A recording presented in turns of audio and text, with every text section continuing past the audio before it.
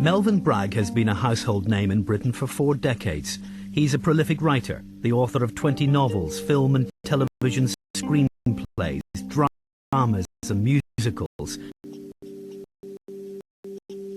But we know him best as a broadcaster, the presenter and producer of ITV's The South Bank Show, and the most strident defender of the arts in British television. A working-class boy who went to Oxford and now sits in the House of Lords, Melvyn Bragg has dedicated much of his professional life to challenging the distinction between high culture and popular culture. Melvyn Bragg, a prolific novelist and writer, broadcaster. Is multitasking something that comes naturally to you? It seems it does, frankly. Not to cut to the chase. I think I always did a lot. My parents worked very, very hard all their lives, so did my grandparents. I was brought up from the age of 8 in a pub, and in those days pubs were open 7 days a week. Even though they're closing hours, they were open 7 days a week. And it was a little 4-room pub, mainly a beer house, quite hard to run, a fire in every room, so I had to chop wood for the fire every morning. It wasn't hard, and help to lay the fires, and then go to school, sweep the front before I went to school, the front of the pub. And work a bit in the pub in the evenings. So doing a lot of stuff. I grew up with it. And I was in a lot of things in the town. I liked being in choirs. There was 3 choirs I was in, and played football and then rugby and so on and so forth. So doing a lot of things. Now, as an only child, I wanted to get out of the house as much as I could. So I think that it just became a habit, to be quite honest. Quite a bit of isolation. Isolation in one sense is that I was an only child upstairs above the pub, but not in another. It was a small town, a very friendly town. I had a lot of relatives there, my grandfather, my grandmother, my uncles, my aunts, people I called my aunts who weren't my aunts, people I called my uncle who weren't my uncle. It was that sort of, I should imagine, very, very like Northern Ireland in the 40s, very much a Victorian town, driven by religion. 5,000 people in the town, 12 different churches, all of them doing well in the 40s. So, no, I felt isolated in my head, but that's different from being isolated in the town. I had enough friends and so on. Time enough to spend with yourself and your interior life. That's the basis of a writer's life, really, isn't it? Yes, in that sense I was lucky, because I had my own room. I had a bedroom to myself, which was more than almost all my friends had. And that was very lucky, as it turned out. I didn't think of it as lucky or unlucky. When you're a child, you lead the life you lead, and you think this is the life that everybody leads. It's only much later you think, oh, I'm different from other people. But having that room to myself proved to be very, very valuable. I could read in peace, I could listen to wireless, and reading mostly without being interrupted. Are you frustrated that in the views of the general public at least, you're better known as a broadcaster than as a novelist and writer? No, I'm not at all frustrated, and that's the truth. I think I'm lucky to have done what I wanted to do. I started to write fiction when I was about 18. I'd written poetry before then, 18 or 19. First of all, I didn't think I'd get it published, and then when it was published, I didn't think I'd make a living, and I didn't really. I didn't make much of a living out of writing till I was in my 40s. By which time I got a job that I love doing. I love making television films. I love running the department that makes them with some extraordinary talented people. I love doing it, and it made me a living. It's easy for people to say you should have done just that. Well, I had a family to bring up. I had a job to do. Television pays the bills. It paid the bills, but more than that, I enjoyed doing it. And I think, from my own experience in terms of my parents and their parents, if you do work that you really enjoy, I honestly believe it gives you energy.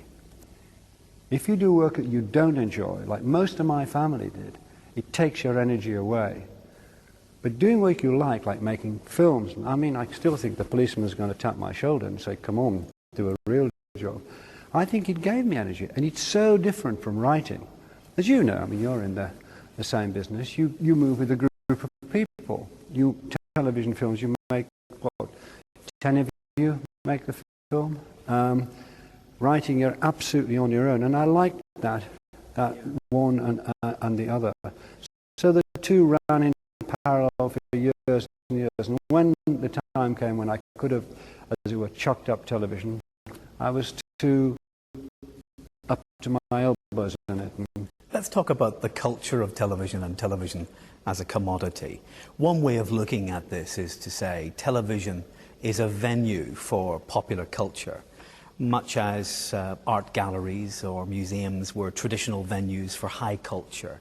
Do you buy that analysis, or is that popular culture, high culture distinction itself questionable? I've spent most of my professional life in television questioning the line between popular and high culture. Not only questioning it, trying to knock the hell out of it, really, because I deeply resent it.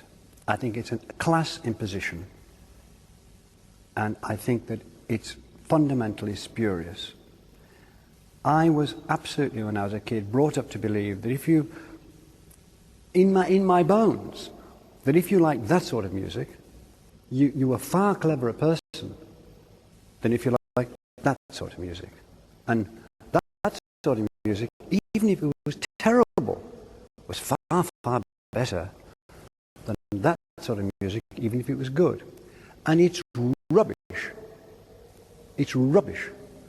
Popular songwriters in the last 40, 50 years have proved to be every bit as good as the great classical songwriters. Nobody can be quite as good as Schubert and Schumann, but the Beatles and so on had a very, very good go. They're writing songs, good melodies. They can be weighed in one hand and the other. It's not down there and up there. There isn't high and low, except in the minds of the observer. You go to the Opera House in London, and you see sometimes a terrible work, and people are and they're applauding themselves for being there, I think, as much as for the work itself. You go to an extremely well thought through musical by, say, Stephen Sondheim, and it's far better as a piece of work, I think, for everything that I know and bring to it about music and drama and acting and the way you present something. And on and on. And of course there are distinctions, and of course critics have to make distinctions. And of course there are better writers and worse writers. And, you know, John McGahan is a very great writer. Seamus Heaney is a very great writer. That there are others who are nothing like as good as them. I would go along with that judgment. But I don't believe that the novel is of itself better than the film, which used to be when I was a kid, that novels were really important. Films are rather trivial. That was rubbish too. There are some wonderfully complicated, interesting films, as I discovered in my late teens when I discovered Fellini and Bergman and De Sica and Buñuel, and so, well, these are as good as any of the novels I'm reading. What's going on? So I don't believe in the high and low. I just don't believe it. I believe in distinctions. And the great thing about British television, and I do believe it's a great thing, is that it grappled from the 50s onwards with the idea of making so-called high culture accessible on what is a low culture medium. Telly is just a little box in the corner. You don't dress up for telly. You don't have to have a special education for telly. You don't have lots of money and go into Covent Garden and pay at the box office for telly. You don't have to tell your friends you've been to the telly. It's just the thing in the corner, which is wonderful. It's wonderful. That's its great gift. And that's why people like Dennis Potter, who could have been a great West End dramatist, chose the television and was writing dramas, as I thought, better than I was seeing in the West End. What happened with high culture is that it got caught, and British television brought it in. And British television said, we can do that on our little medium. We can do that. And they did. And I think that was a great educating, informing fact and culture, massive cultural significance about what British television did. Well, if you think that obviously that high culture, popular culture distinction is implicated in class distinctions and the class system, as it used to be called, is television itself implicated in the class system?